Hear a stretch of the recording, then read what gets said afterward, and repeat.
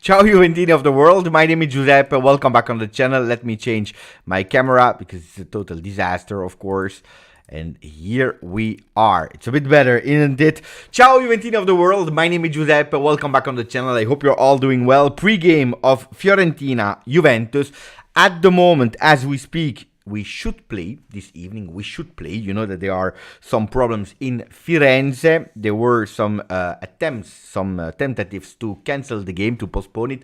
At the moment, no. So we will try, of course, to keep you up to date about what is happening there and if the game will be played, yes or no. But first, of course, let me introduce myself. Let me introduce what we will speak about. Let me introduce the people that are together with us in the chat. Yes, of course, we'll speak about these beautiful images. The first draft about how the Juventus shirt could look like, home, away, and third shirt. We have a lot of things to speak about, but I'm super happy to have all of you on again. Why am I live in the pre-game in today's afternoon? It's because my wife and my son, they decided to go to the family. I'm preparing the game, so I decided to go live more than doing a video. Thank you to Aman, my big friend, that is working with me on a surprise. We are working to a surprise that I'm sure that the football lovers will be quite happy about. So we are setting up everything, and then in a few days, a few weeks, who knows, you will see it pop up. I will reveal you a bit more, but thanks to this man, this helped me a lot with these kind of things. Also, hello to Elio, that was the first one today in the chat. Hello Beppe and everyone. Styler Z, ciao everyone. Ciao Ben the Goose. Ciao Bogdan. Ciao RB Comes. Ciao Juve enthusiast. RB Comes is saying, if you have Allegri breathing down your neck in a Scudetto race, then Juve is and have a good chance. And yes, but to breathe in the neck of Inter, we have to win today, of course. We'll go towards the game that has been played yesterday. At the moment, as I'm speaking, Monza is winning 2-0 with an assist of Colpani, 3-1 in the meanwhile. Mamma mia. 3-1 with an assist of Colpani first, and then a brace of Colombo. That second goal of Colombo, Lorenzo Colombo, is really a beauty. If you didn't have the chance, please go back and watch it. Again, thank you to my friend Aman. Good morning to Giovanni. Big game today. let's get the 3 points. Ciao Cugino Eddie. Thomas Maklov is in the place. Sir Raz as well. Kaushik, ciao Beppe and everyone. Ciao LJJ. Ciao Marco. Ciao Steve Cano. Ciao Beppe and all the Juventini of the world. Elias is there. Barbara. Ciao Barbara. Who else is in the chat? Ciao brother for MLGGGGGGG. Saying ciao brother, long time. Xavier says hello. Forza Juve. Ciao to Xavier that is probably watching with us the channel. Ciao to Stefan. Ciao to Elod. Today we are not in the Allianz Stadium, Elod, but we are here together on the channel, and that's great. Ciao to Abai, to Chris Perotta, to Sebi, to Juve Pulse. No surprise, please. But it depends. No, there will be a surprise. Of course there will be a surprise. Of course there will be a surprise. Why? Why no surprise, Juve Pulse? No, we are working, we try always to improve, to do other things, but we are doing surprises. Colpani is a good player, bring in for the future. He is in the top 10 players that Juventus is looking for the midfield. Mercato, we can speak about it a bit later in today's live if you want to. So let me first start with something that is important. It's about the updates about today's game. Will we play or not? Not a lot of people that are living outside of Italy do know what is happening today, but what I can already tell you that we are expecting more or less 2,300 Juventini in Firenze. So a lot of people were traveling. On top of that, you have also to count the people that are not living in Firenze, but that are supporters of Fiorentina that are coming from all Italy to go to the game today. So what happened in the last few days? Flood, inondation in French. That means where you have a lot of water that is coming from everywhere. A nature disaster with a lot of people that passed away. And opening the channel today, I really wanted, again, I already did in the video, to express my condolences to the family of the people that lost people.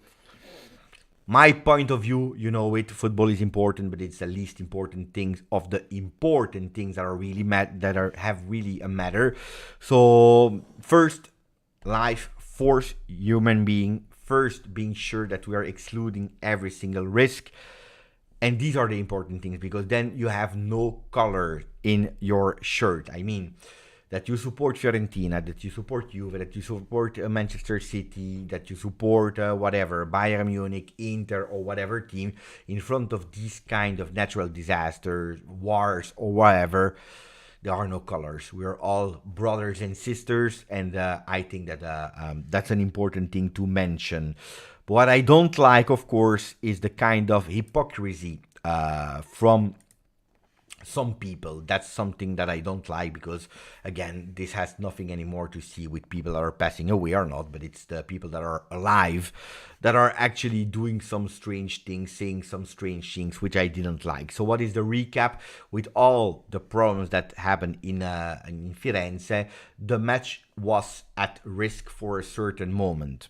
Until today, until now, the game has not been postponed, has not been cancelled, so we should play at 8:45 p.m. Italian time, with a communication from Curva Fiesole. What is Curva Fiesole? It's actually the big ultra part from Firenze that said that they wanted the game to be cancelled because we have to respect the people that passed away, which is a legit comment that is absolutely correct, which I would even agree with. But on the other side, which something that doesn't make me happy, is that the Curva from Fiorentina is not always known to be a part of Ultra that are respecting all the persons that passed away equally. And that's where it's a bit annoying for me, because if you say that we have to respect the people that passed away, I totally agree. From the other side, when you are going to the stadium with t-shirts that are marking -39, referring to the big drama that happened in Brussels, in Hazel, in 80-85 during the game Juventus-Liverpool of Champions League final that Juventus won at the end, then I don't see what is the difference between someone that passed away and another person that passed away. I saw in Firenze people going with a shirt of Liverpool and so on and so on. So on these kind of thing, I'm not really happy, because you have to be consequent. And if you're asking respect for people that passed away, you have to be consequent every time, not only when it's in favor of yourself. What I appreciated, by the way, from the Ultra from Firenze that will not go to the game if the game will be played, which should be, which what I really appreciated was the fact that they don't go to the game, but they will go all together supporting the people that are in difficulty. And that's a really beautiful one. That's really a beautiful one. Just to tell you that when we are speaking about Ultra, you know, it's the most hot spot from the stadium, the people that are able to bring alive an atmosphere, that are giving everything, no matter what, away from home, making a lot of kilometers and so on and so on. There are good things, there are bad things. If we are speaking about the bad things, that are doing a differentiation between people that passed away. On the other side, we have to appreciate the fact that they don't go to the game, but they will go in support of the people of need. And that's a really beautiful thing, according to me. Again, and then we close and we go towards the game, Fiorentina Juve. The thing that I appreciated not that much, and when I'm telling you, I'm speaking about hypocrisy, is that today, or this weekend in Firenze, there is an expo of Luca comics. That is, you know, comics, all the, not manga, but the comics, that the drowning books and so on and so on. That is without any problem going alive. So there are people that are going to Luca comics without any problem. There was the game Fiorentina against I don't know what, but Fiorentina women played yesterday without any problem. Of course, it's not the same attendance if you're looking at the first team and the women team. And on the other side, there was also Pisa, that is also coming from that region of Tuscany. Pisa that played yesterday also the game. So, you know, when you're adding up all the things, you know, you're playing, why should the game of Juventus be cancelled if there are any risk, if there is no risk? That's what I wanted to say. So hypocrisy there. I would love a world where you put respect and you show respect to everyone, whatever color that you are wearing. That's my opinion, ragazzi. Beppe, I think Juventini will do what is the best and let Viola people and be in the way they are. So that's what makes Juve and Juventini better. I don't agree with that sentence, LJJ, because I don't want to make it a war between supporters, which supporter club is better or not. It's not a competition. I believe, and that's really my idea, I really believe it, that there are good people in every team, in terms of ultra or just random supporters, also on social media, and there are bad people everywhere. At Juve, as in Inter, as in Fiorentina, as in Lecce, as in Messina, Palermo, in Italy, but also in UK, in Bundesliga, wherever in the world. I don't believe that it's linked to a way of supporting. I believe it's really something, how can I say, more linked to the person more than to a club. There is Mufid that is telling me, Beppe, please can you check the player profile of Rami Richardson? Very interesting player, a la Pogba. You know, this morning I was doing something and I have 3 names. Tell me if you know these players, yes or no.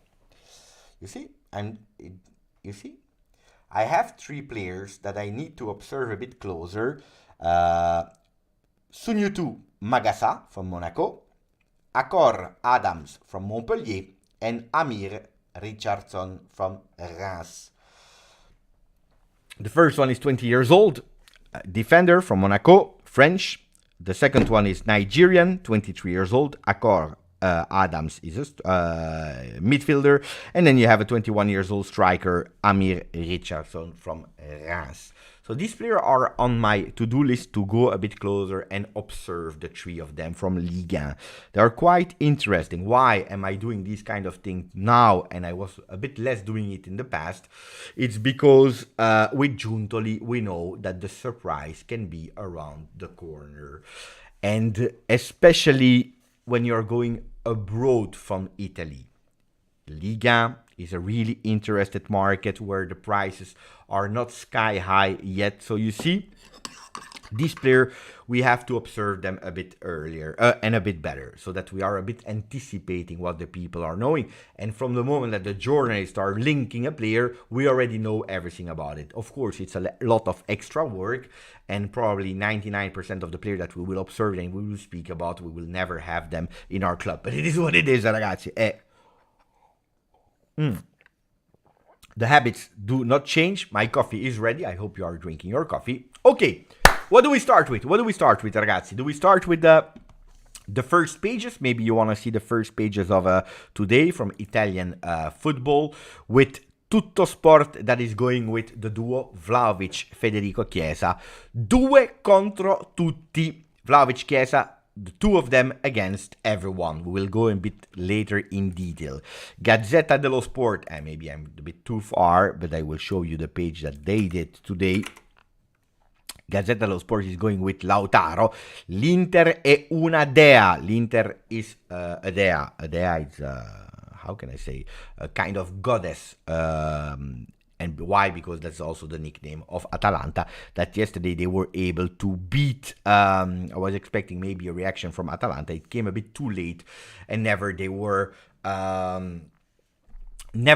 actually really showing me that they could have win that game. Anyway, Corriere dello Sport is also going with Inter, calling them sprinter. They are at the moment up top of Serie A. I will show you the ranking in a second. Lautaro goal, already 12 goals in 11 games. The second striker, or second best striker of Serie A is at how much? I believe 6 goals. Osimhen, 6 goals. Disaster.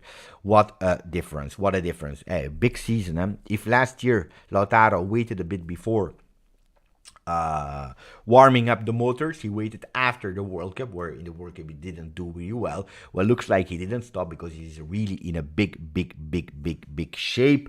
Mourinho will play at 6 p.m. against Lecce, and Berardi, apparently, he says, I am ready for Juve. These are the 3 pages of today, then later we'll go into detail. Just to tell you about the ranking that you probably already know. Oh, first, let me check about Juventus women, because I watched the first half. We were losing at a certain moment 1-0. I watched, we lost 3-1. That's a big pity, because Roma women won for the first time the Scudetto last year, where Juve, since the existence of Juve. We were both of the teams at 5 games won each, which meant 15-15, and Roma now beating us in our home 3-1. It's a bit annoying, of course. It's a bit annoying because now we are second. They are strong, they are doing quite well. It's a bit of pity. I was counting a lot on that game to give a sign for Juventus women, but Roma is strong. We have to admit it. When it is like that, it is like that, guys. What do you want me to say? It is like that.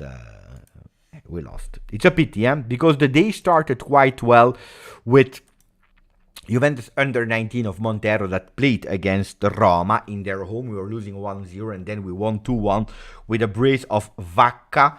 And there was a player actually that entered and that did extremely well.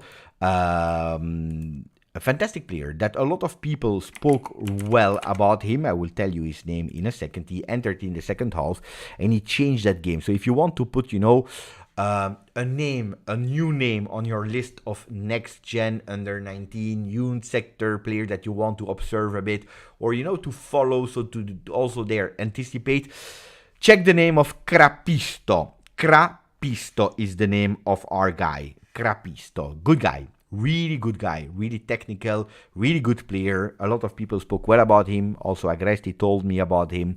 So today I was able to see how he changed the game. He did really well. Ciao to Sasha, grande Sasha. Ciao to Outellectuals. Ciao to LJJ again.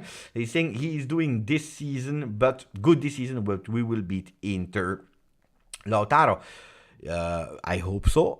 Look, today, and now we are going slowly but surely towards the game of today. Today is an important game. For what reason? If you are looking at the table, what can we see? That Inter is at the moment at 28 points. What does that mean? That Juventus is at 23. If we win, we are at -2. And the beauty is that we are creating a gap, as you saw on the thumbnail. That was the title that I have chosen for today. Creating a first gap. Does it mean it's already over for all the people that are on 3rd, 4th, 6th position and so on? No, absolutely not. But it's already the first sign that you are giving, because winning today, you are going at 26 with Milan and Napoli that already played, will be at -4 and -5. And that's already the first sign. And then you have an Atalanta that is at 19.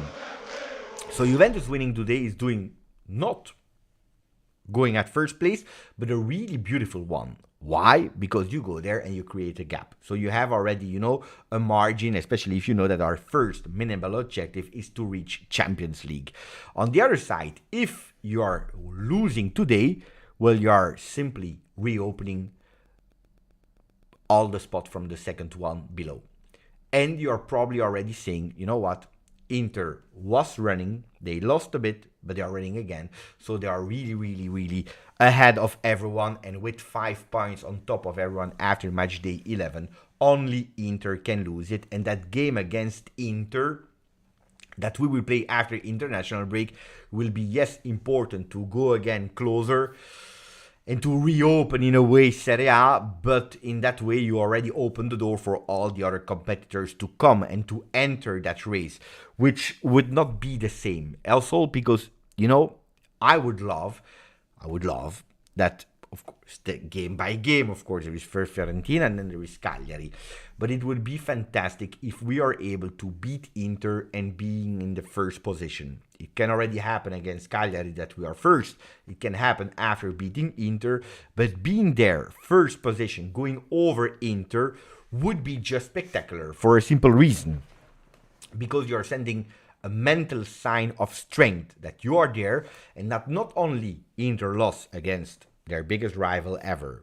Not only they lost a head-to-head, but on top of that, they lost also the first spot of ranking of Serie A, which will not say that you win the Scudetto already because it's too early. It will only be match day 13, but will tell us a lot of things.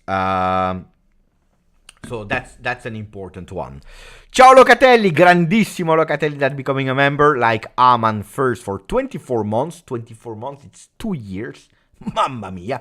Now Locatelli is there, a member of the channel for 8 months. Ciao, I watched the Juventus women game 2 and the Roma players did the Dybala. Giuliano. Yeah, I saw. She did the Dybala celebration. Then she was going on the chest to show the Scudetto that they won last year, showing that at the moment it's the best team of Italy. Unfortunately, after, I believe 5, if not 6. 5 or 6 Scudetti in a row for Juventus women.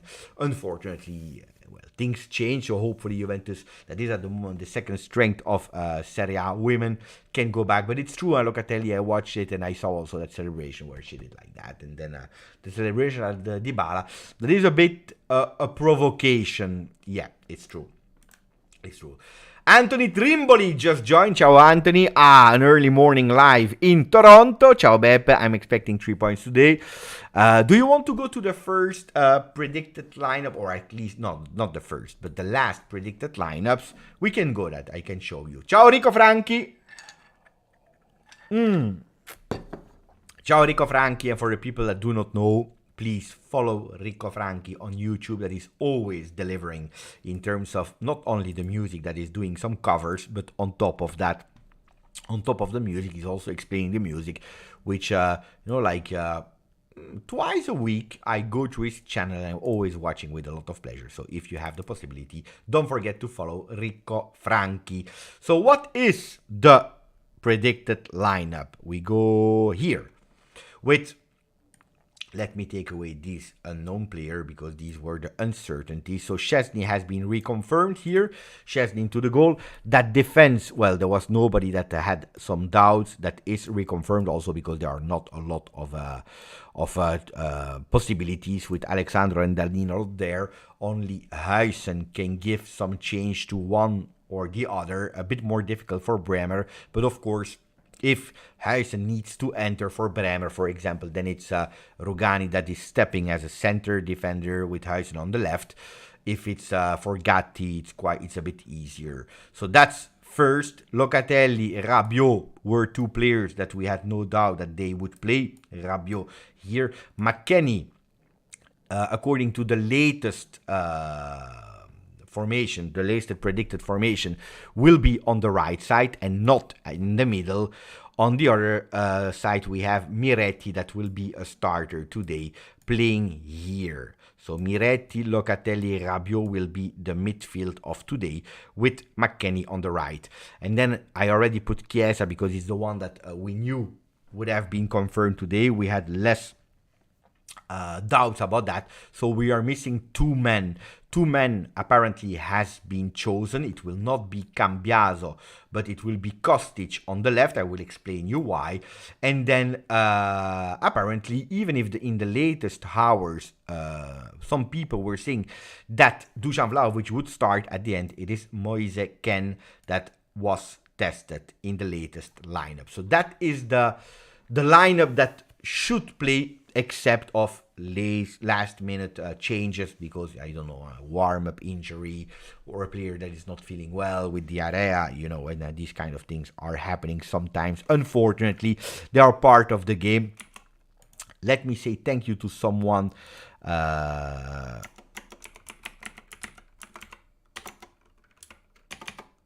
that just sent me something that I needed. I don't know where he has sent it. Wait, let me check in my mailbox, because I needed to prepare the game of today.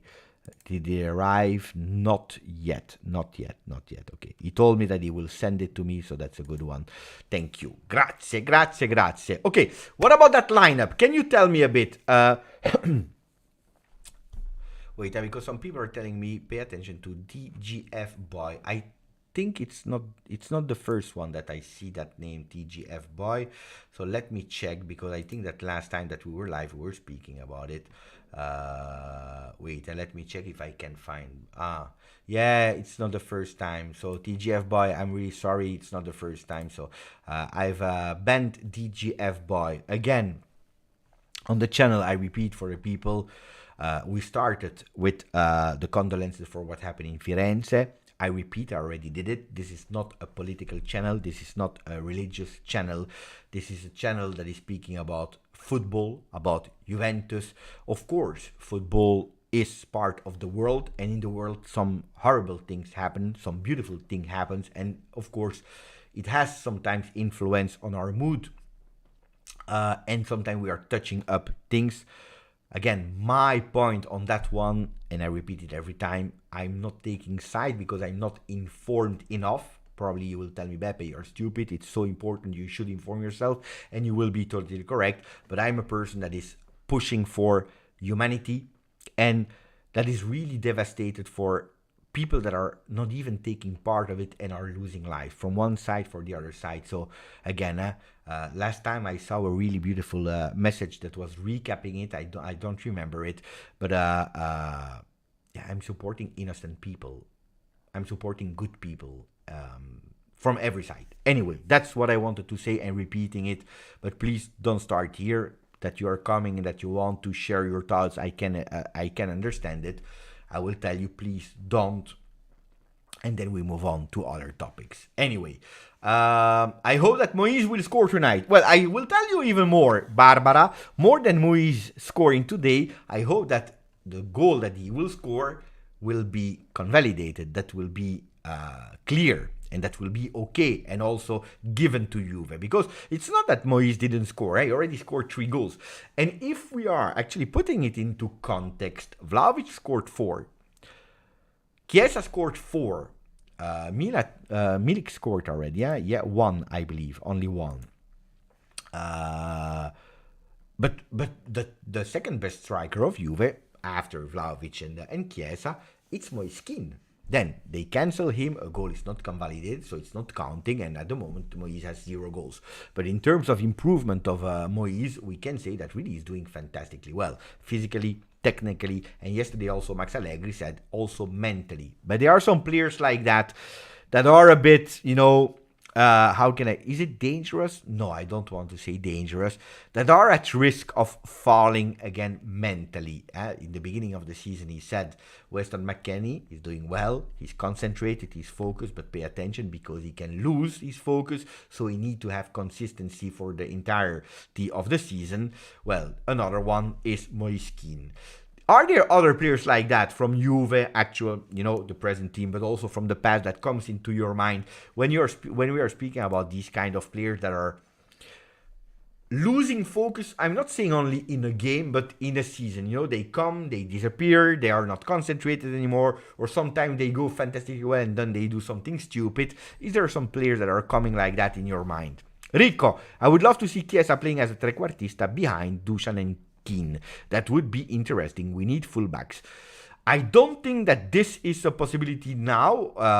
Why? I'm not saying it's a good or not good, and then I will read the players that you are writing down.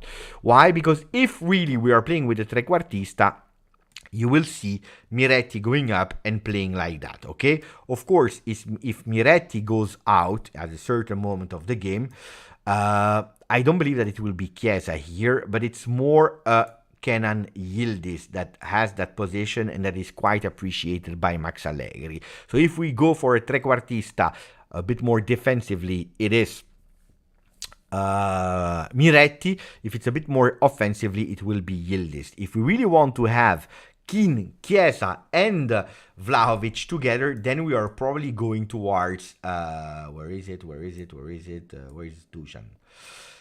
Towards this at a certain moment. Then you go towards probably wait, I will change the defense later, but then probably you're going towards something like that with Chiesa on the right side here. That can be something. As we have no right back, I can even tell you more that we can go towards a Weston McKennie here, and then you need to find someone that can play here in the middle. Can it be Miretti? And now it's a bit more complicated without Weah, because Weah could have played here in the back with McKennie here, or it's a bit more difficult. Or that would be.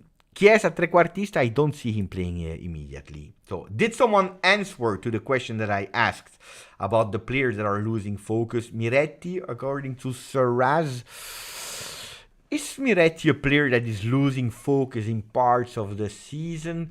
More than focus, my opinion, of course, would be not focus, not... but I would more go for certainties, self-awareness, and believe in himself.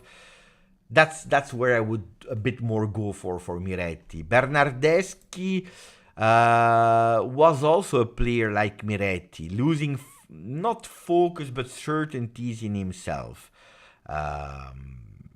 Alexandro could be a player like that, Juve dad. Yeah.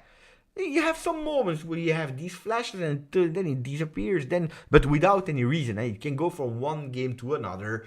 Yeah, I agree. Vucinic was a player like that. Pjanic was a player like that. I agree. Pjanic was a player like that. I'm just speaking about two players that are coming from more or less not the same country. Pay attention. I don't want to start discussions here on the channel, but one from Montenegro, one from Bosnia. A bit the same mentality for these two players, Pjanic and Vucinic. They were players, that probably they didn't go that extra mile, that were not able to keep that consistency at the top. De Ligt could be a player like that. Dusan Vlahovic. Yeah, Dusan Vlahovic is a player that could be considered like that. I agree, Rob. Look, the annoying thing, of course, with Dusan Vlahovic, that is, again, nobody's putting in doubt the potential, what he already showed with Fiorentina, with Juventus, because, ragazzi, the goal that he's scoring in Champions League, his first appearance, is just fantastic. The goals that he's scoring in the beginning of this season are fantastic. We discovered that he's also one that is scoring free kicks. That is a difficult exercise, and more. This morning I was watching a French television show about football that were saying, that 2 years ago there were like 40 free kicks scored. Last year, 19 only. There was even Michel Platini that was speaking, explaining, that in the past there were differences with free kicks, with the ball, that you could really put wherever you wanted to put that ball. So it was a bit easier because it was, like a drone, the ball. You said the ball needs to go there with your foot and the ball was going there.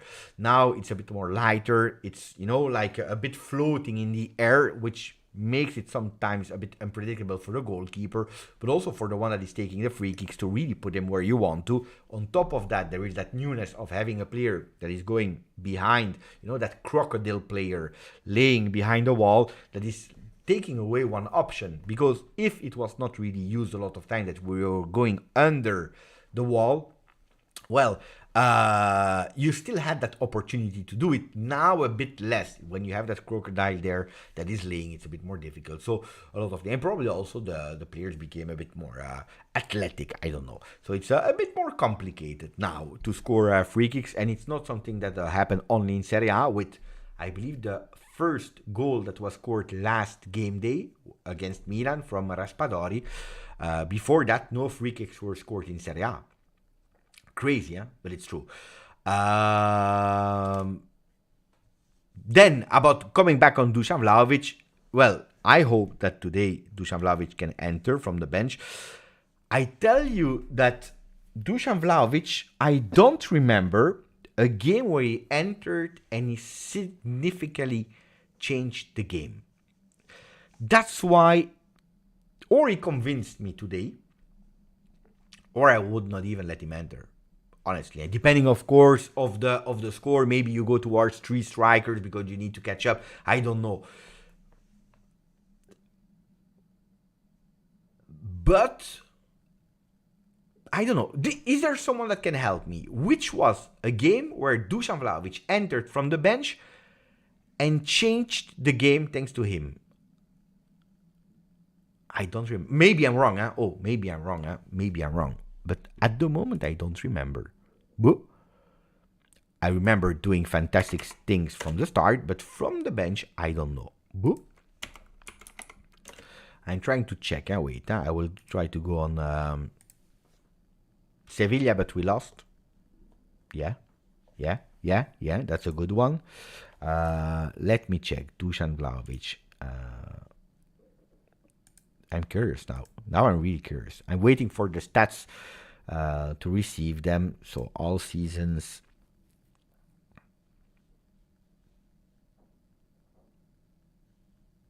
All seasons with Juventus show. So we'll go on the games of Dusan. In Champions League, he started nearly all. Yeah, he started all the games that he played in Champions. So it's not in Champions that he changed the result. Here Sevilla, and unfortunately we lost. But of course, yeah, it's true. Against Not, but the game was already done with a 3-0. He's doing an assist to Di Maria for the last goal. But did he really change the game? I don't know. In Serie A with Juve, well, it's a starter, huh? He entered once against Sampdoria. We were already winning 3-0. He entered against Sassuolo.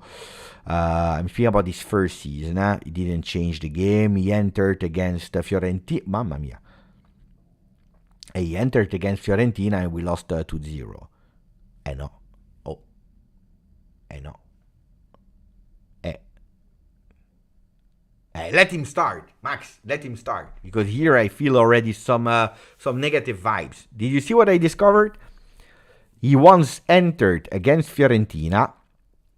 It was, I think, one of the last games of the season. I don't remember. It was the last game of the season. He enters, but it's not because of him, but we were already losing 2-0. Disaster.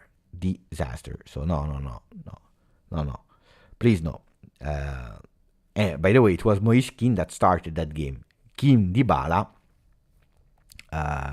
with Dusan Vlahovic that enters in the end. Look here, Dusan Vlahovic enters. Yeah. No. Please no. What else? Are there other games where he enters? He enters against Monza. We lose 2-0. It was at home. Hey, I don't like when Dusan is entering. Against Atalanta, it's true. That was an important one. Do you remember last season? Against Atalanta, where they gave us like 10 minutes injury time, where we were winning 1-0. It was we didn't even know it was like 10 minutes. It was like play until Atalanta scores, and at the end he's scoring that fantastic goal with his left foot from outside of the box. That was a really beautiful one. Yeah, closing the game. That was a really important one. Yeah. Ma no, ragazzi, that was it. So You see, also against Milan, he entered, didn't play convincingly. I will tell you also another thing, which I'm not really convinced about, because according to my Excel files, because you know that I'm trying to keep up with everything. Let me check if I'm able to show you my Excel files. Am I able to? No, damn. But I will tell you. I will tell you. Keane already played with Chiesa, with Miretti. On top, you remember that game against Torino? There were no other strikers except of Keane and Milik, because Milik entered from the second half, so we played with Keane and Miretti. Then he played with Milik against Milan as a starter, and he played with Vlahovic from the start against Verona. So Moise played already with the three strikers of the bench, and then he played. No, let me say it again, because I'm totally confused now. So Moise Keane started already with all the offensive player at disposal except of Kenan Yildiz. He even played with Miretti, so playing alone against Torino. The only game that he played with Federico Chiesa was against Atalanta. And that game we did 0-0. I didn't like the combo, the performance, that communication between Keane and Chiesa. I didn't really like it. You know why? Because they were doing these kind of strange movements. So let me put again the team as it usually is. Let me put it like that, because I will show you the things that they were doing, which I didn't really appreciate that much. We are missing Miretti and Gatti here. Where is Miretti? Here. So what happened in the game that we were playing against Atalanta, it was not with all the same men, of course, is that Chiesa was a lot of time going on the left, isolating Moise alone here. When you have Cambiaso is entering, because that's his typical movement, okay? So Chiesa from here goes on the left, because that's his favorite position, with Cambiaso that is entering. With Kostic, we know that Kostic is a linear player, is going up and down, up and down, up and down. The risk of today is that Chiesa goes too much on the left, isolating Keane. Could be a great option if Miretti goes up. But Miretti didn't score yet, we know that. And we saw, if I'm not wrong, against Sassuolo, that Miretti was pushed in the back to give some support here, with McKennie dropping down to help Gatti, with Miretti here. And you create a real huge gap here that, of course, will have Keane that has to drop down, and he will be super low as a striker. And that's probably the danger that you will have against Fiorentina, with a man that will be on Arthur, probably Miretti chasing Arthur, Keane dropping to have that ball, Chiesa and Kostic on the same line. As they will step their feet, Kostic will go down, and that's the big danger that you will probably have. So I think that the lineup today is difficult if we start like that. Not that we have that many choices. So some people will tell me, and I already see the message here from, and then I will continue to read your messages, of course, guys. But I see here a message from Folsi saying how Cambiaso doesn't start is crazy. I don't know if it's crazy or not. I will tell you why. If you're speaking about the player and what he showed against Verona, and also since the beginning of the season, it's a player that I want to see more from the start of the game. And I agree on that. But it's a player that is able to give you a lot of options from the bench. He can play and on the left and on the right, and can also give you that touch that you need in second half when the opposition starts to be a bit tired. I see Fyodor that is saying Cambiaso is our joker. I really believe that. Kostic, I have been quite harsh on him since the beginning of the season, because I didn't like how he was playing. But it's true that I try to focus a bit more, especially in the stadium against Verona. Kostic is a player that will give you his 100%, okay? That is running miles and miles and miles and miles, and that will be able to give you the two faces. in the beginning of the game. When he arrived there, he's super tired and he loses a lot of quality. And a lot of time, correctly also from us, we are judging him on his last pass that is a disaster. A lot of times we see him going with 10 attempts and 9 on 10 are wrong because he looks like he's looking where is the defender because I want to put my ball, my cross on the defender instead of going into the box. And on that one I agree. When he has the ball, we know that he will go up and he will not enter, he will not dribble his player, he will go up and actually will do that turn to find the position and then to put that ball to go with a cross with the left. So the movement of Kostic is this one that you see with the ball. Going up, going wide on that line, stopping probably here, entering, but not to dribble, but entering a bit to do that cross into the box. That's Kostic. We know it, the defenders of the other teams, they know it, and unfortunately, he's repeating it. But on the other side, what he's doing quite well from the beginning of the game is giving stability, helping down Rugani on that side, and going up, down, up, down, up, down. And when he's going up, he's also putting some pressure on the other teams that are losing some energy.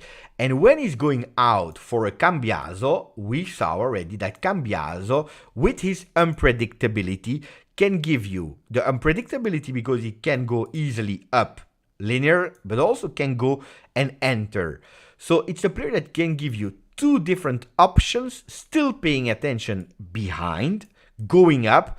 And because of the other ones are a bit more tired, because the game starts to be a bit more open, because you know it, or one team is chasing the other one, or because, you know, it, the last minutes of the game, so you give everything you have, you are a bit less focused, you lose that energy and that concentration, Cambiaso is doing really well. We can argue now that Cambiaso is doing much better than Kostic, which is correct, because that's what we are seeing. On the other side, we could also argue, is it thanks to the dirty work that Kostic is doing for 60 minutes that Cambiaso is able to do what he has to do? Remember a close game against Bologna where Cambiaso tried to do his tricks and skills there, and Thiago Motta blocked him totally there on that right side. Fiorentina with Italiano, they will pay attention to Cambiaso. So for me, it's not crazy. It is not crazy for that one, for what he can give from the bench, but also because it's a player that could potentially go on the right side if Miretti goes out and McKennie goes here. Look, I tell you already what I believe is that we start like this with, where is he? Kostic. With Kostic as a starter.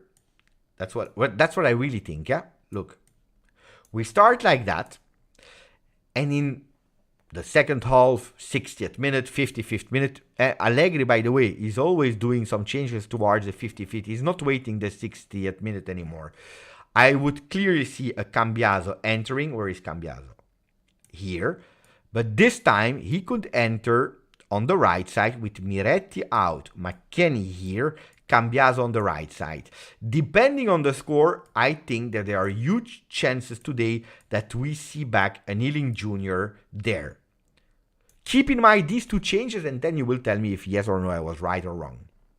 But I really think that this can happen. Of course, with Dusan Vlahovic at a certain moment entering, then the game can go in a lot of different ways.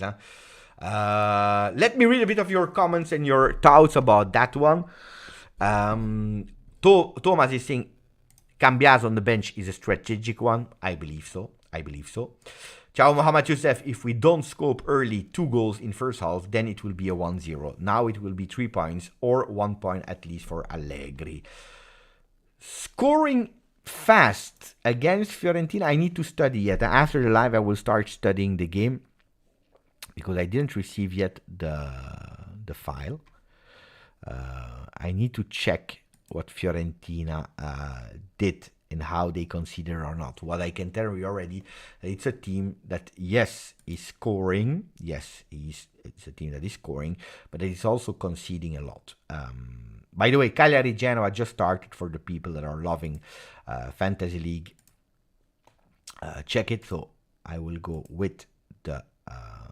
here you don't have it full. Yeah.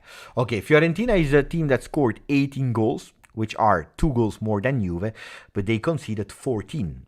So a bit of a shaky defense, because if you're looking at Inter, 6 goals conceded after 11 games, Juve 6 after 10 games, Milan 12, Napoli 12, but already played 11 games. Milan, we all remember, 5 goals in one game, Juve 4 goals in one game, Atalanta 10, but you see Fiorentina is conceding quite a lot, 14, scoring 2 goals more than Juve. They didn't score the last 2 games, so that means that it's a team that when they are in form, they are doing quite well, and they are scoring even a lot of goals per game. So pay attention to Fiorentina, that didn't deserve to lose against Lazio, if you're speaking about the way that they played. Away from home, Lazio won, good, because now they lost against Bologna, so we keep Lazio at distance, we keep Fiorentina at distance, but it's a team that is doing quite well this season, Fiorentina. I think it's the best Fiorentina of the Italiano era, honestly, what I believe. Ciao GTA, I agree, hoping that Nicolussi will get some minutes, so probably someone said it earlier. Ciao Risencross. Well, I tell you something that I know by heart. It's that Rabiot is at risk suspension. We have Cagliari next game, and then in 2 games we have Inter. I'm not saying that Rabiot will look for the foul, because of course if he can continue like that, but or he has no yellow card, and probably we'll see Rabiot for the very first time on the bench against Cagliari if we win today. So, idea, if we win today, Rabiot not playing against Cagliari, except of, necessity, extreme necessity, could be something. It's not a mystery that yesterday Max said Cambiaso and Ealing has been tested already and they can play as Mezzala. So I would see a Rabiot, if have no yellow card today, not playing against Cagliari, to be there without any problem against Inter. If he receives a yellow card today, he will have a suspension against Cagliari. So that's an important one. That's a really important one. What else did you say? Because I saw Juve post that said Miretti will score today and will become a phenomenon from now on. Mark my words. Oh, on Miretti, I think people became a bit more cool on Miretti, no? Or am I wrong when I'm saying that?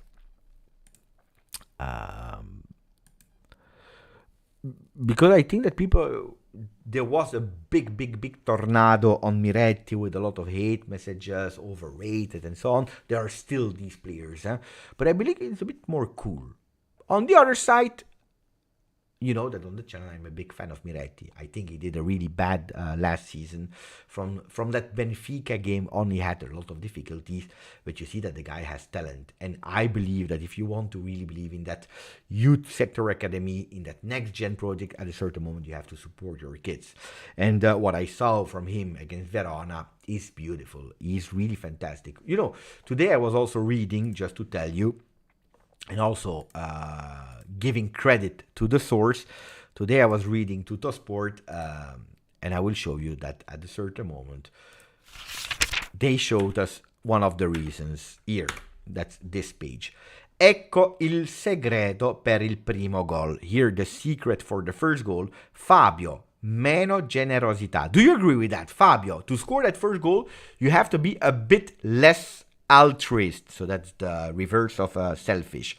So being someone that is able to think a bit more about himself. What else are they writing here? They're saying Miretti will try also today to stop that enchantment of not scoring, so that he can go for finding his first goal in Serie A. Antonio Marco, the guru from more or less 20 years when he was in the youth sector of the Bianconere, saw him playing since he started as a really young kid. I didn't see him playing from when he was 6, 7 years old, but I can tell you that I'm watching him already since he's 15, 16. Saw some flash, and then with a bit more continuity the last few years, I can tell you that it's a kid that he can score with the right, with the left. He can go from the distance. He has a powerful shot, a precise shot. He's quite accurate. But it's true that probably he's going a bit too much with. I try to give that last pass. I am not self-secure enough for my shot. Sometimes he has been also unfortunate with some shots that went on the post. What a beautiful goal that he scored finally, but that was cancelled because of a micro offside. So, but yeah, I have no doubts about Miretti becoming a fantastic player, even more than he already is. Phenomenal, I have to say wait, because there are graduations. Phenomenal is really the top, the big top. To speak about phenomenal, I would stay calm, because when you see, for me, a phenomenal is Bellingham. Okay, Bellingham is a phenomenal. Musiala is a phenomenal. I was watching Paris Saint-Germain, Zaire Emery, that young guy Lee. What is his name? Lee Kung In. Mamma mia, what a player. Of course, these players are 22, but now we are speaking about the Fabio Miretti that is 20. Zaire Emery is 17. I saw Ugarte, I saw Vitinha. Just speaking about the youth academy of Paris Saint-Germain, of PSG, that they invested there really a lot of money in, so I would stay calm. Pedri, Gavi are good, are fantastic good. Phenomenal is Bellingham. Phenomenal is the young Kylian Mbappe. I don't see, honestly, that potential of phenomenal in our team. No, Marquisio was not phenomenal. When he was a young kid, it was not phenomenal, honestly. I love Marquisio, fantastic player. I will be grateful all my life. He has a spot there with a sticker when he was a kid. Do I have another one?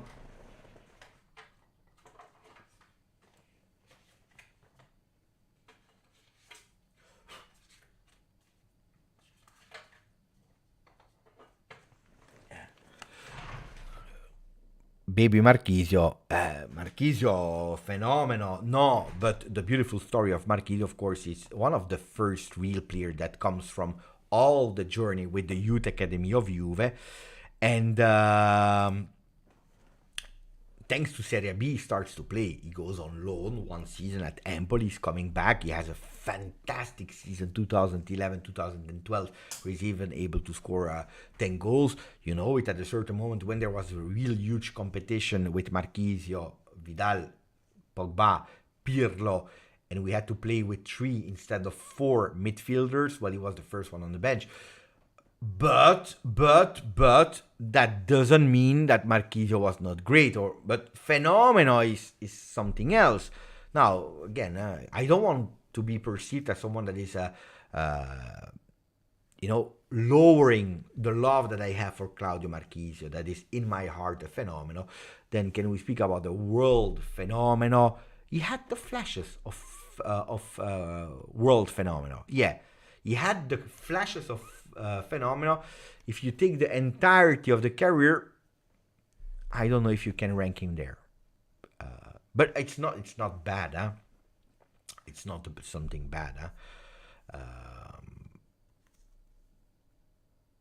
Joshua is going with a 2-1. It could be, yeah. Again, Fiorentina is really good. I have no idea yet about the game. The one I really want to score today is Moise Kean. He deserves it. I tell you, I don't care. Whoever scores, I will be happy. I'm just waiting for the stats, because if I receive the stats on time, I can even go through some of the things that I want to tell you. At the moment, I didn't receive them. It makes me a bit nervous. Rico, do you know what I find sad, Bevan? No. Historically, we had a great free kick takers at Juve. We don't have any consistently good free kick specialists at the moment. We just spoke about the free kicks. I think it's a we already spoke about it, but it's or maybe Rico is in delay, because I saw his messages. Probably he pressed on pause and he's catching up. But then, yeah, of course, if you speak about Baggio, about Pirlo, about Del Piero, we are Platini, if you're Dybala, if you're speaking about these free kick takers, yeah, we don't have the same level. Now it's difficult sometimes to say because if you tell me last season Danilo, Quadrado, Vlahovic, Milik are taking the free kicks, it's not giving me the same certainty as in the past. So on that one, I agree. But it's a phenomenon that is taking all the teams in the world with less specialization. Zidane, Pjanic, mamma mia. Grande Freddy, because I forgot to mention. We had a lot, huh? We had a lot. It's true. It's either 1-1 or 2-0 for Juve from Kiev. Dusan has the potential to be a good free kick taker. Well, he scored already, yeah, and he scored really beautiful ones. Melina, ciao Melina. Melina is telling us, is it true that Pogba will be banned until 2025? Soon we will know exactly how much. Gazzetta dello Sport anticipated that it will be at least 2 years. So according to the rumors of Gazzetta dello Sport, that I have to say that on the off-the-field topics, on the Justice Court has been quite informed ultimately, like a bit the push of going out of the Super League, push from there and so on. They knew a lot of things. Could be. I think they were also the first one to broke it, that Pogba was tested positive. So it could be, yeah. Then is it true? It's not confirmed. We will have to wait, I believe now, maybe max 10 days, 7 days, 1 week, maybe not this week, but the week that is coming after that, we will maybe know a bit more. Then you can go in appeal, not appeal. I don't know what Pogba will do. I don't believe so. Let's see.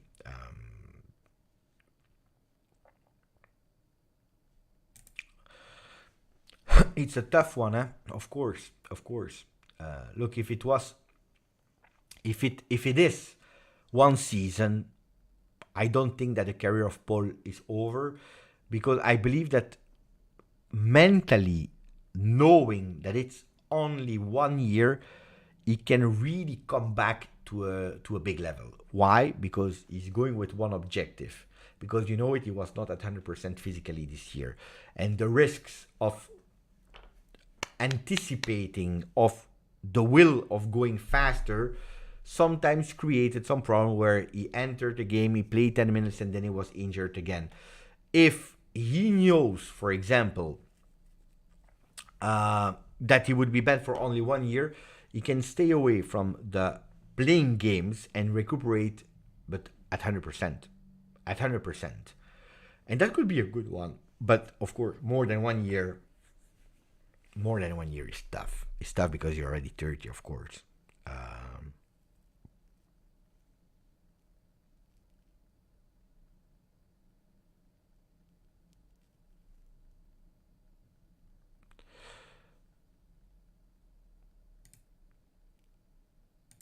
I have banned someone.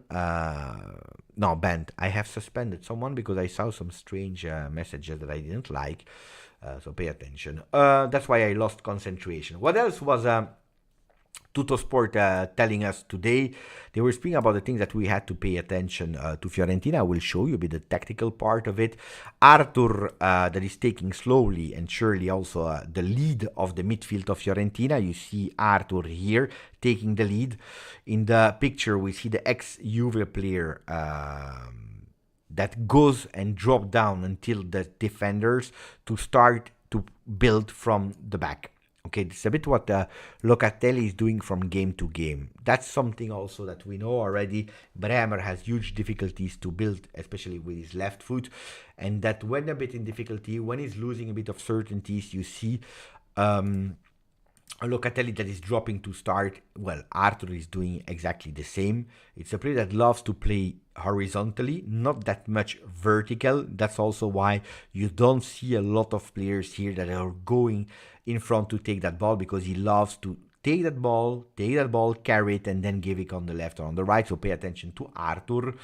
Parisi, that looked like he was usually injured, has nothing in the predicted lineup. He's there. He's a solution. It's normally a player that plays on the left side of the field, but with all the injuries, etc., he could possibly also play on the right side of the field. So pay attention to him. Parisi, we know really well because it was one of our targets this season. At the end, we saw the qualities of Cambiaso. We knew that we had Ealing Jr., Kostic, and Cambiaso. We didn't go for him. I don't know if you guys are regretting Fabio Parisi at Juve. Because I know that at a certain moment it was a big drama, a big scandal, disaster, Juve, and we didn't sign Parisi, why, blah, blah, blah, blah, blah. What are your opinion about Fabio Parisi? Are we regretting or not? But pay attention to him, because he can be a really great alternative there, because he can change and play with his other foot, with the left foot, and entering the game. The pressing from one-on-one, so il pressing uomo contro uomo e la linea difensiva alta sono le caratteristiche più evidenti della fase difensiva grigliata. Non è raro vedere uno dei centrali aggredire in profondità nella metacampo avversaria. So what are they speaking about? About the pressing from Fiorentina. They love to be super high on the field, with a lot of men super high on the field. You can see it here. Of course, the problem of it is that they are leaving space. I believe that we will play a counter-attack game. Before going in Nico Gonzalez, that is also a player that we have to pay attention, because Nico Gonzalez is a bit the magic of Fiorentina. He's doing a beautiful season. I will give you a paradox, a problem. Not a problem, a paradox. It's really strange. I will tell you. Juventus is actually playing better. It's really strange what I will tell you. But Juventus is playing better when they don't have to do the game. Do you agree with me or not? That Juventus is playing better when they don't have to do the game. Fiorentina is doing the game. Fiorentina will have the ball possession. Fiorentina is a team that loves to play higher. But Juventus, they play better when they say, you know what, take the ball, do whatever you want to. We are structured, we are organized, and then we go. When I'm telling you playing better, aesthetically, no. For people that are looking for entertainment, when we are looking for the show, for Juve Udinese, for example, forget about that. But Juventus is doing actually better when we don't have to create a game. Tranquilly, we stay in the back. We wait. We are not suffering. We have the stability. Kostic, McKennie, or whoever. We let them play. Those guys are going frustrated, and when we have the possibility, we go up. It's crazy, yeah? But that's Allegri, yeah? That's Allegri. It's true, it's the 101 of the Allegri strategy. But, maybe with the players that we have, with how we are doing better, let's say, we are more pragmatic, we are performing better than when we have to play. Look at Verona, for example. Verona, I watched it at the stadium. I enjoyed Verona as a watcher, as a fan, more than the game against Milan, for example. Why? Because we tried, we played, but we had 30 attempts. At the end, we have to score at the 96th minute. It's true that we had some goals cancelled from Moise, but when we have to do the game, it looks like sometimes we don't know what to do with the ball. We don't know, we struggle, we go to the left, to the right, we don't find solution, we have no creativity. Locatelli is going crazy. And when the entire midfield, by the way, is going crazy, because we don't know when has Rabiot to go up or not. When we don't have the ball, we are doing better. Strange, huh? Strange. Boo. No regret for Parisi from helicopter. Juve that, no regrets. Parisi, big regret. Juve Pulse is saying big regret. I haven't seen him playing, to be honest, but he did quite okay, honestly. He didn't start the season, but again, with the injuries, receiving more and more time. How can we take Parisi from them after recent declaration of Commisso? Well, I will not take him. Bonaventura, Miretti, and Moisken. But I'm happy. If that happens, I'm happy. You know what? I will put here a B. Damn. That was a good one. It's a pity. Anyway. No, I was trying something, but it's not working. What else? Other teams play as if we have their depth, so it's better sucking up pressure. I agree, Beppe, for Giampiero, but if this is how we want to play, then Vlahovic is not the player we need out there. But probably that's also why he will not start. That's probably also why he will not start. I ghosted Parisi. What else did we forget to speak about? I'm trying to check. We spoke about the lineup. We spoke about the problem in Firenze.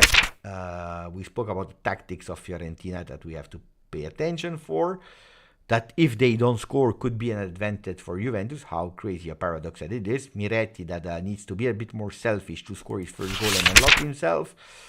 What else? I'm trying to check. We spoke about Juventus women that lost 3-1 against the Roma that was stronger, let's be honest.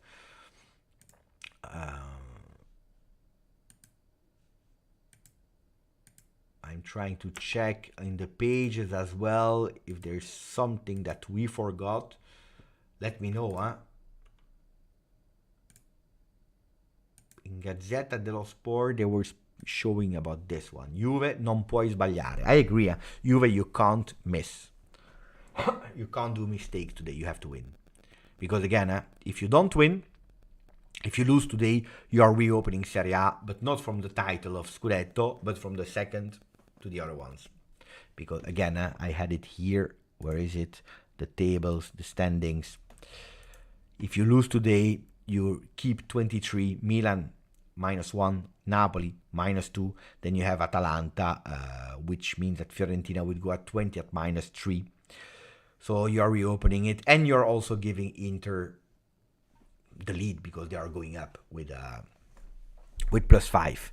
If you win today, Inter, Juve are taking a bit of are creating the gap with a +4 on the third one, which is a game in hand. And on top of that, we already won against Milan. Don't forget about that. So I agree. You have to win. You have to win. Again, what I think will be the game, you will be angry this evening. You will be angry because we will not have played a spectacular game. We'll probably start, as I told you, with Kostic on the left. With Kostic on the left, with McKennie on the right, with Chiesa and Kostic that will step over in the beginning of the game. Kostic will drop down. McKennie will drop down a bit. We will be really static. We'll pay attention for counter-attacks. Then, if we have the possibility to counter-attack, it could even be that Juventus scores first and we maintain that thing. People will say we are parking the bus. I don't believe it will be parking the bus. It's just continuing to do what we were doing, trying to find another opportunity, especially with the minutes that are going, with Max Allegri that knows that at a certain moment, more the minutes are going, more Fiorentina will be even more open, with them playing even more higher on the field, with Juventus looking for that second one. Could be that it finished like Fiorentina 0, Juventus 2. Who scores? I don't know. But that can be a result. On the other side, if Fiorentina is able to do that game, and not only doing that game, but to penetrate our defense and to find a goal, it can be a really tough game for Juve. So it's one or the other. And then I told you already about the changes that I think will happen at a certain moment. Miretti going out, McKennie going in the middle, Cambiaso on the right, Ealing Jr. on the left. These are two changes with Dusan Vlahovic that is coming from the bench, or probably for Moise. That's something. 1 hour 12.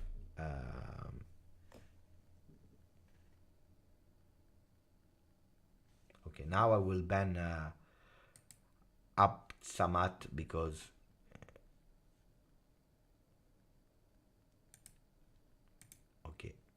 the first time I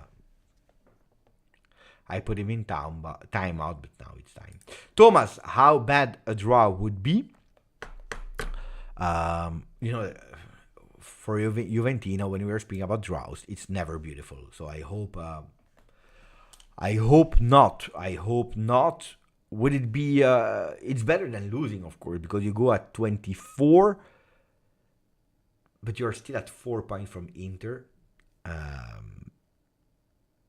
You're at +2 from Milan. You know the danger with a draw is that today you can even be in a way satisfied because you didn't lose, but you will probably regret it at the first loss, probably, because then and Milan and Napoli, they go over you.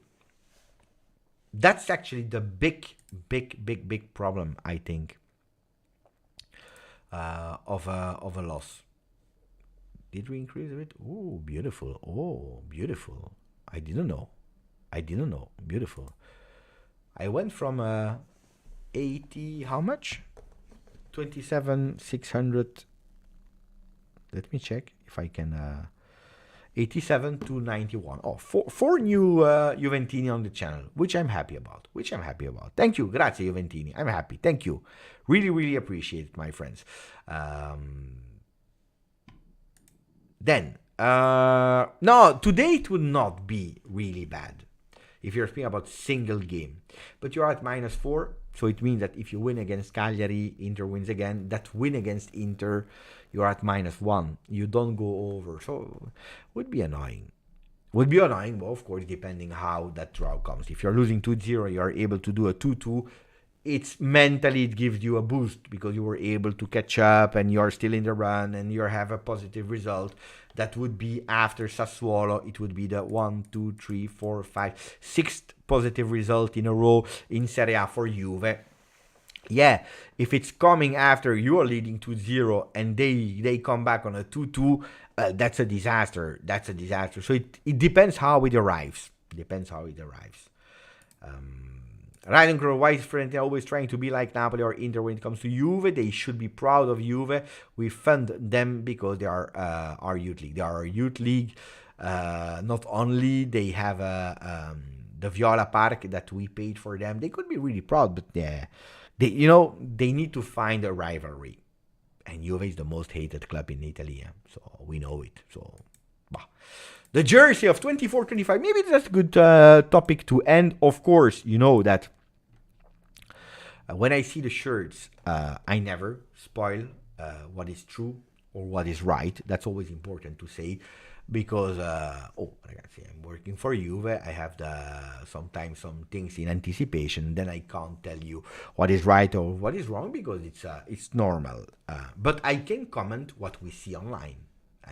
That's really nice because we can give our opinion if you like or if you don't like what you are seeing. So that's a really important thing that I'm saying first. So I will confirm 0, but we can speak about what we saw. So let's start with the first home shirt that is actually apparently, we see it here, referring to the 18-19 shirt, at least according to some leaks that came out.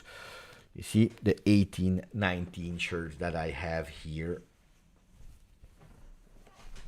with, you remember, the first one of Cristiano Ronaldo with Juventus.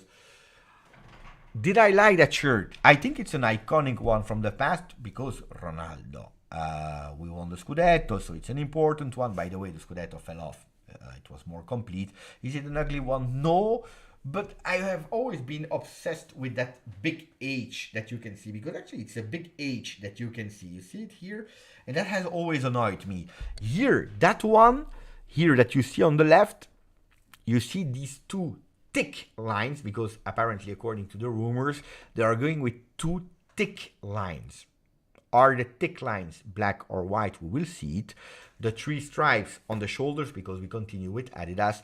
On the other side, we see no sponsors here. Why? Because, according to some rumors, next year it will not be Jeep anymore. We have no idea who it will be. It can be that it's again Jeep or not. Some rumors are saying that John Elkann doesn't want to renew, because we know it's also property from Exor Jeep.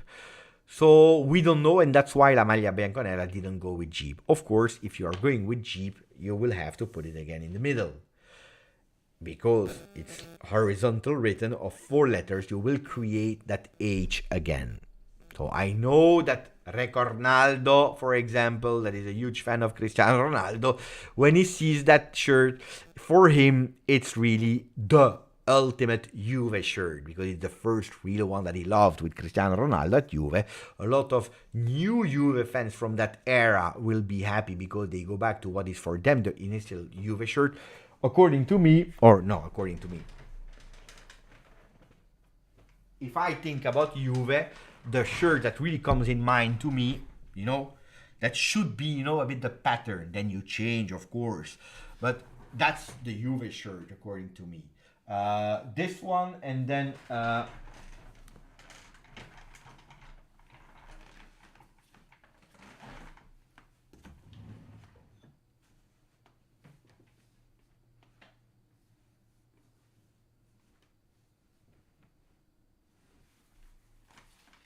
this one is the same. Wait, I'm looking for.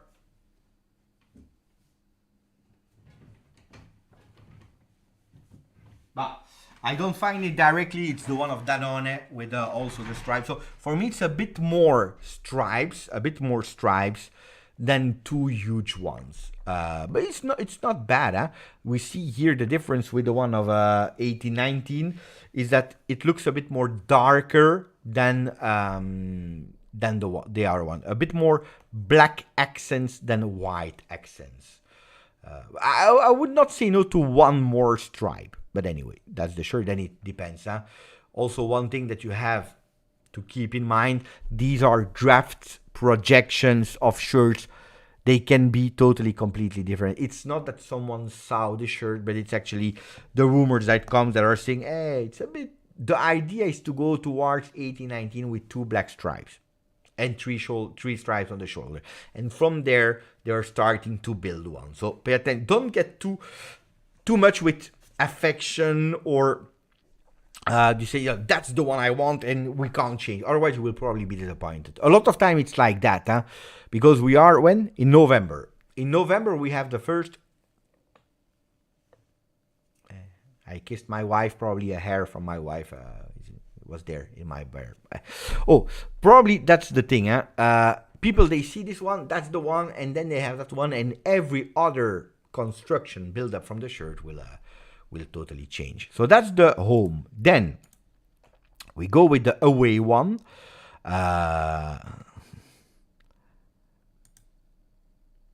It's this one. Okay. The good news is it's an accuracy of 60%. Okay. It's an accuracy of 60%. What does that mean, 60%? That we have 40% chances that it's not looking like that. It's not that I don't like the shirt, huh? But that's a goalkeeper shirt. That's a goalkeeper shirt, honestly. For Szczesny, I like. For Szczesny, I have no problem. For Perin, for Pinsoglio, why not? For Juve, I don't know. I don't like it. And yellow is usually... No, it's my favorite. Yellow is my favorite color. Not that much that yellow. But yellow is my favorite color. But anyway, I don't like it. A lot of people already start speaking about... Juve über alles. Why? Because it looks like a bit a German flag that we have, or Colombia. Maybe it's in honor of Quadrado. Could be Quadrado memory. Quadrado, Germany, whatever. I don't know. I expect most of the time. I'm expecting something crazy and flashy on the third, not on the second. Usually. No, at the moment I'm not convinced. Honestly, what's the problem? The first time that I watched it, I was like, "What is happening?" I will not lie. It's already the second time that I'm watching it, or the third, or the fourth. I don't remember. No. Stop, Beppe. Stop trying to be convinced yourself. I like it as a training shirt, so pre-warm-up shirt. I like it as a goalkeeper shirt. I am not satisfied as a first team shirt to play games with. No. It's true, Ryzen. It's maybe in honor of the referee. It's the same yellow as the old referee jersey. Maybe they want to make the ref like you. It could be. Yeah. And then you have the biggest surprise according to the leaks. And there, we'll be happy. Wait, the accuracy of the first shirt should have been at 65%. So you see, 65% for the first, 60 for the second, and for the third, we are going towards already a 70% of accuracy. And you already saw it. Again, no sponsor, so there will be a sponsor. Probably cheap, maybe another one, we don't know. There will be a sponsor. We don't know yet in what color. Then maybe we have McDonald's in red, and people will be pissed off. Why McDonald's? Because the sponsor are paying for a spot on your shirt. You have to accept it. Dragon is saying, take my money. But then if you have a McDonald's logo in the middle, or a package of fries, would be crazy. This one is probably like Barbara is saying, in homage of Adrien Rabiot with a zebra, cavallo pazzo. No, seriously. So what are the differences here? You see the logo. This one is the trefoil logo. What's the difference with the trefoil? We see that.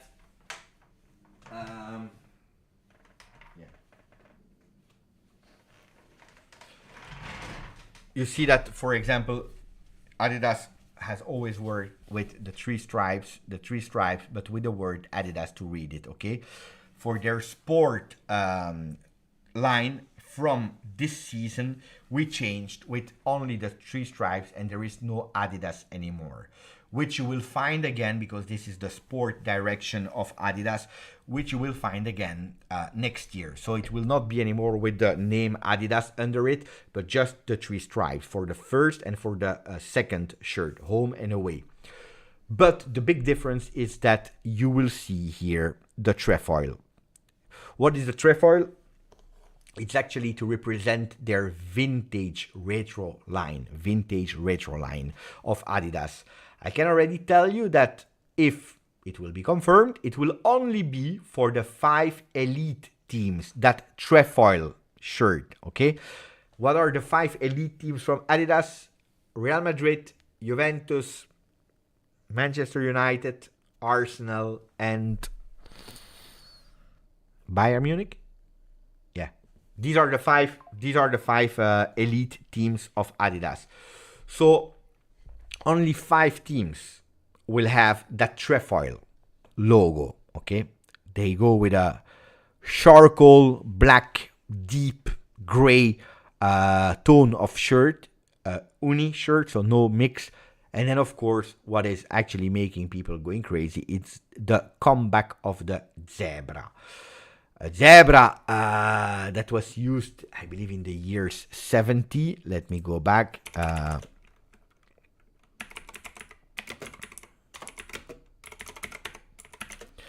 I will tell you it exactly, in the 70s, 80s, because it was that logo of 79 that you can see here. Here, up for a few years, we had that logo of the zebra. Now, we don't know yet which zebra it will be. When you go back to the logo of 2004, that zebra is in the logo.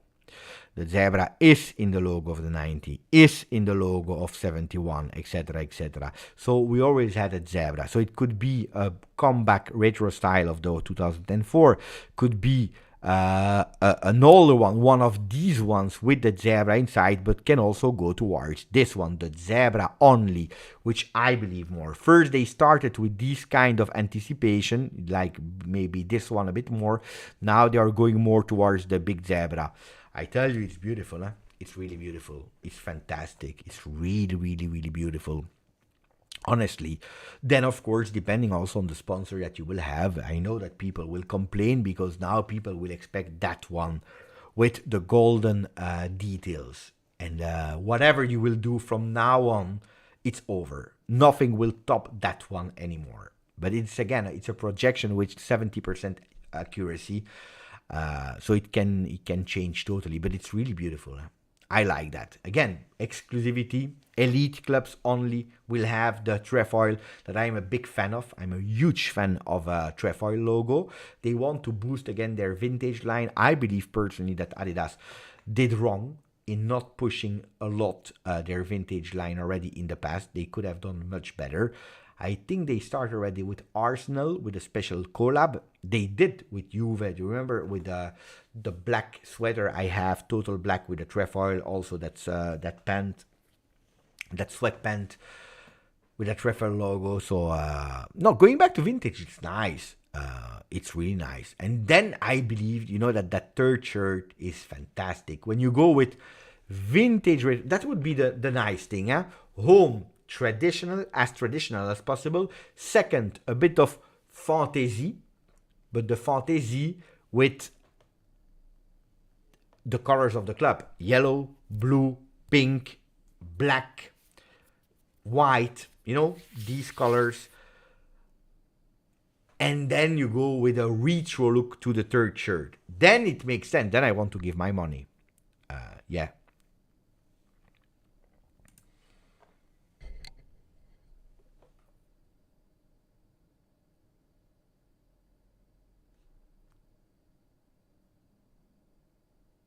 But Karn, we don't know. Can be that the stripes will be gold on the shoulder. Could be. At the moment, we don't know. Steve Cano, sponsor should be down or back, not in the front. It's more beautiful without front. Yeah, but Steve, you don't choose. I mean, you have one main sponsor and they are paying million. I will be unpopular. But for me, if, again, because we were joking with it, but if McDonald's is giving me 120 million a year to be on my shirt, go on my shirt with 120 million euro. Then Juventus should be smart to make two different versions, one with the logo of the sponsor and then another version without logo that fans can buy. If you want to have it as close to players as possible, you buy with a sponsor. If you want one for streetwear or for your pleasure, because you buy without sponsor. You create even more market. Think about it. But then no. Then yesterday I saw a team, in Belgium, because I was watching RWDM Kortrijk.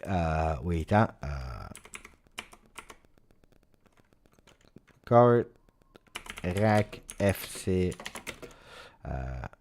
first shirt. Oh no, I won this year. But let's go to RWDM Kortrijk. Do we have images? I don't know if you will be able to see it really well or not. Let me check if we have a picture. Here. Look at the whites, the ones in white. Can I put it? No, I can't put it bigger. But you had sponsors on the shoulders, sponsor in the back, sponsor above. You have the number of the player is quite small, and the name of the player is super small. I'm trying to find if we have other pictures. Do we have other pictures? I would love to see a player from the back, because here. Look at the shirt here from the one in white. Look. Sponsor Brewster, that's not the name of the player. Sponsor Brewsters, sponsor Caps, sponsor Earth, sponsor, 54 is the number, and here you have the name of the player, is super small. I don't know what, Ojo, I think his name is Ojo. And in the front, you have AJ Business or whatever. You have the name of the sports sponsor. You have the club logo. You have sponsors below the shirt. Guys, it's not a football shirt anymore. It's like a walking advertisement. It was not nice. It was really not nice. No, I didn't like it, honestly. And it's not the first time I see this. But of course, it's small clubs. If they can have money. It could be, Steve, that one day they will, the players will have some seasonal tattoos. Beginning of the season, you have a tattoo on your front, and at the end of the season, it goes away. Ciao, Dries. Ciao, grande Dries from Morocco. I think the sponsor makes the shirt. Yes and no. Yes and no, because of course, again, if you go here with the first shirt and you go with a or with that shirt and you go with a golden logo, I don't know.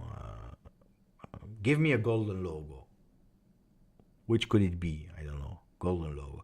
For example, the number 3 of Chelsea was disgusting because 3 is the number of a player and we're all playing with the number 3. So of course it's not beautiful. You have of course some that are changing. On the other side, but Emirates could be really beautiful on that one. Could be really beautiful on that one. Yeah, it's true. It's true. But I think also what makes a shirt is also the history of the shirt.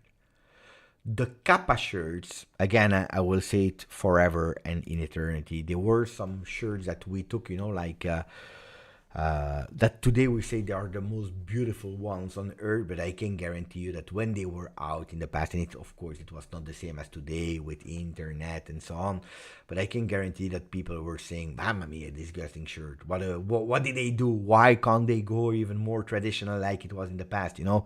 So every new shirt has always received their criticism, and also the Kappa ones received them in terms of also the fit that was super loose in the time. They received their criticism, and then of course you go back watching, these were the fantastic years, we won so many trophies with that, so many legends, and you give, on top of the beauty of a shirt, you are even giving that emotional, historical sense to a shirt that is giving it even better.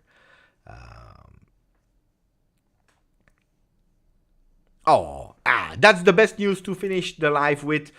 Fiorentina-Juventus si gioca regolarmente. L'osservatorio sulle manifestazioni sportive non riscontra motivi per disporre il rinvio della partita ad altre date. What does that mean? Fiorentina-Juve will be played as planned. L'osservatorio sulle manifestazioni sportive. So the observation center on the manifestation. Sometimes I don't know which language I have to go to translate it. It's the protest, manifestation, protest. In French and in Italian is the same word.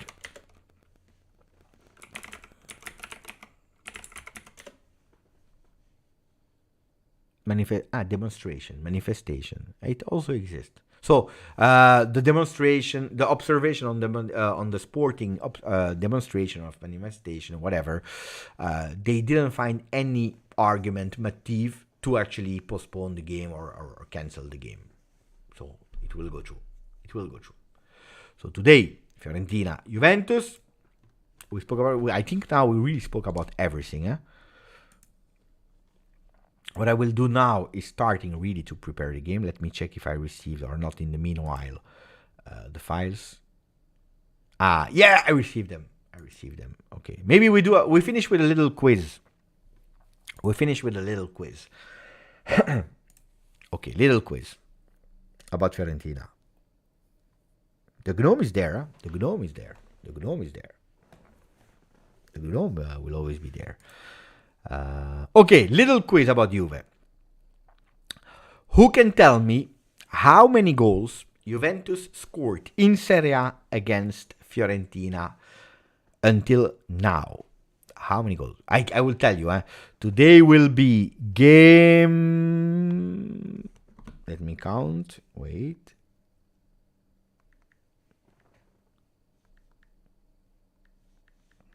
Today will be game 169. So in 168 games, how many times did Juventus score against Fiorentina in Serie A?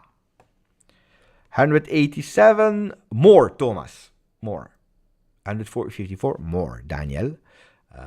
287, a bit less, Acid. 177, more. It's a bit less than 287. So more than 250. 281 less. 256 more. 279 less. 187 plus Jeremiah. 166 plus. 233 plus. It's more than 250. 276, a bit less. 275, a bit less.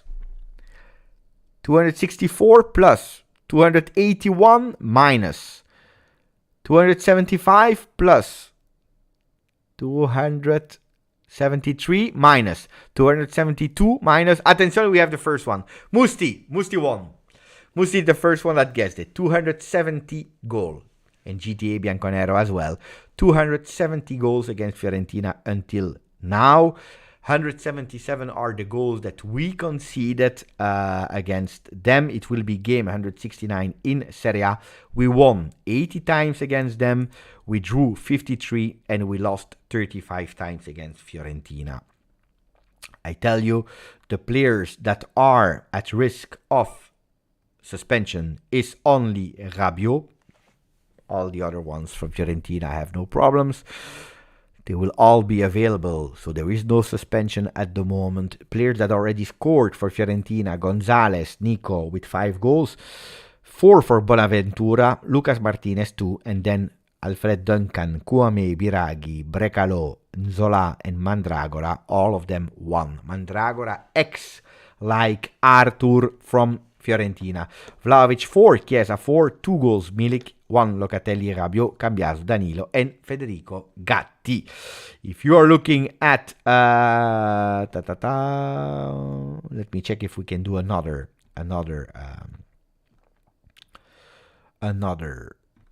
stats that is important, because you know that I love the stats. Another stat: Fiorentina scored their goals in the beginning of the game. 5 goals in the beginning of the game. They are the best teams in terms of scoring in the first 15 minutes. So why am I saying that? Because that means that our friends of Fiorentina, they will go all in. From the beginning, it's a team that is going all in. So except a 15 minutes where we are like, but also in the first half they are really strong. Huh? Look, 5 goals in the first 15, 3 goals from the 16th until the 30th, and 4 goals from the 31st to the 45th. So how much is that? That's 5, 9. That's 12 goals in first half. And then when they come back from the locker room, 1 from the 46th until the 60th, 1 from the 61st until the 75th, and then 4 in the last quarter. So it's a game, guys. In the first half, Fiorentina will push. Except the first half, you go on Twitter in the first half and it will be a disaster. Juventus instead, 2 goals in the first 15, 4 in the next quarter, 1 in the last quarter of the first half, and then in second half, 2 goals, 3 goals, and then crescendo, 4 goals. I agree. If we manage to defend the first half, and maybe even scoring, Fyodor could be an important one. When do they concede? Because they concede a lot of goals. Fiorentina concedes in... But they never conceded in the first 15. You see? Makes no sense. Juventus will never attack the first 15 minutes. They never conceded in the first 15.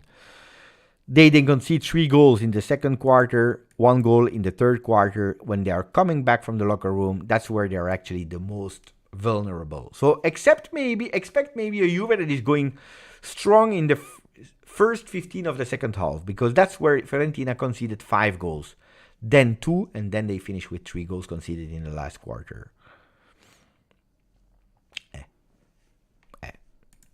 So if there is one moment where Allegri will push, it will be in the first quarter of the second half, because in the first quarter of the second half, Fiorentina scored only 1 goal and they conceded 5. Who I think will win between Cagliari or Genoa? I don't know. I don't even know the score at the moment. Let me check. Is it still 0-0? Which would not surprise me, honestly, at the moment. Yeah, it's still 0-0 at halftime. Look, Cagliari, with that winning Coppa Italia, with that last-minute remontada 4-3 against Frosinone, they're not doing that bad. Recently, a draw would be the most. A draw would be, yeah, a draw could be a draw. But I'm not watching, so I can't tell you how the first half was. Do I have another stat? But you know what? Let's close with, if you want to, of course, a maximum of likes. How much do we have as likes? 124. Not a lot. Maximum of like if you want to tell me your prediction in the chat, and then we close and we see each other after the game here on YouTube for the post game, hopefully with a huge smile, because that would mean that we are there, that we are doing quite well, and that we are at -2 of Inter, second position. And if you want to, in the meanwhile, if you know some family members, if you know some Juventini, and they want to support the channel to go at 27,700 before the game, it would be nice. If today we reach 27,700, it would be a nice one. I would be already happy. Ciao BT. See you later. Thomas is going with 1-0. For who? Pay attention, we are playing out of home. Thomas. Late Juve goal. George, 0-1. BA, danke Beppe. And schönen Feierabend. Same for you, my friend. 1-1 for an even. 2-0 for Juve, 2-0 for Juve, 0-1 Bremer goal. I would be happy with that. See you later, Dragons. 0-2 GTA. Maybe Lecce will win today. I think Roma will win with 2 goals of Lukaku.